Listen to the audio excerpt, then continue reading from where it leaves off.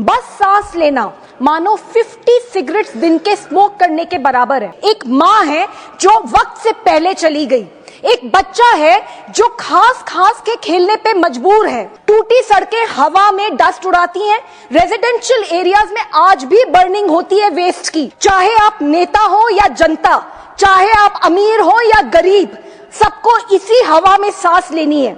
इस irreversible health damage से कोई नहीं बच पाएगा। सरकार को एयर प्यूरिफायर्स और वाटर प्यूरिफायर्स से जीएसटी पूरी तरीके से हटा देना चाहिए। स्कूल्स में, ओल्ड एज होम्स में, वर्क प्लेसेस में एयर प्यूरिफायर्स अनिवार्य हो। सर, पिछली दिल्ली सरकार ने जो पैसा पोल्यूशन से लड़ने के लिए था, उससे अपनी फोटो वाले बड़े बड़े एड लगा दिए।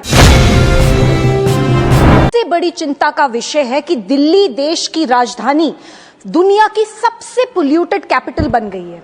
सर, यहां सांस लेना, बस सांस लेना मानो 50 सिगरेट्स दिन के स्मोक करने के बराबर है। आज हेल्थ एक्सपर्ट्स खुल के कह रहे हैं, leave Delhi if you can. Sir, 15% of all deaths in Delhi in 2023 were directly linked to air pollution. 22 lakh बच्चों के लंग्स दिल्ली में परमानेंटली इरिवर्सिबली डैमेज हो चुके हैं।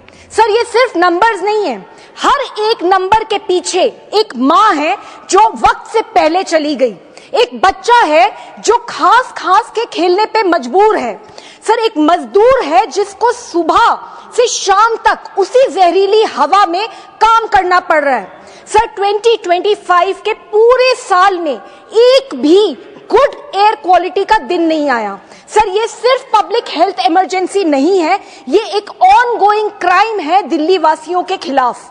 सर, दुख की बात तो ये है कि इस स्थिति को सुधारने के लिए फंड्स की कभी कमी नहीं थी, कमी थी तो सिर्फ नीयत की। सर, पिछली दिल्ली सरकार ने ग्रीन सेस के तहत 2015 से 23 के बीच में 1500 करोड़ रुपए इकट्ठा करे, पर आधे भी खर्च नहीं करे, जो करे वो भी कोर्ट की फटकार के बाद। सर, पिछली दिल्ली सरकार ने जो पैसा पोल्यूशन से लड़ने के लिए था, उससे अपनी फोटो वाले बड़े बड़े एड लगा दिए, जैसे कि उनकी शक्ल देखकर पोल्यूशन भाग जाएगा।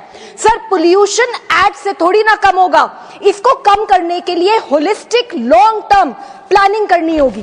सर, पहला, वेहिकुलर पोल्यूशन कम करने के लिए पब्लिक ट्रांसपोर्ट को मजबूत करना होगा। आज मेट्रो और बसेस में हद से ज्यादा ओवरक्राउडिंग है।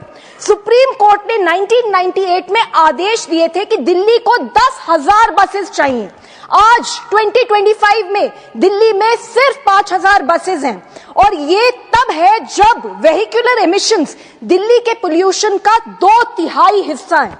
दूसरा, सर, भले ही सरकारें स्टबल बर्निंग में डेटा में गिरावट दिखाएं, लेकिन सैटेलाइट इमेजेस कुछ और ही सच बता रही हैं। इस इशू पे स्टेट गवर्नमेंट्स को किसानों के साथ मिलकर काम करना होगा। किसान दुश्मन नहीं है, किसान मजबूर है, उसके पास ऑल्टरनेटिव नहीं है। सर, स्टेट गवर्नमेंट्स को 5,000 पर एकड़ रुपए कॉम्पनसेशन देना होगा, टेक्नोलॉजी देनी होगी, तभी जो आग लगती है वो बंद होगी और ये जो ब्लेम गेम होता है वो भी बंद होगा। सर, तीसरा, दिल्ली के 300 किलोमीटर के रेडियस में आज भी 35 थर्मल प्लांट्स हैं और इनमें से सिर्फ 13 के पास एमिशन कंट्रोल सिस्टम्स हैं। चौथा, सर, कंस्ट्रक्शन साइट्स पर डस्ट नॉर्म्स का खुल्ला उल्लंघन होता है।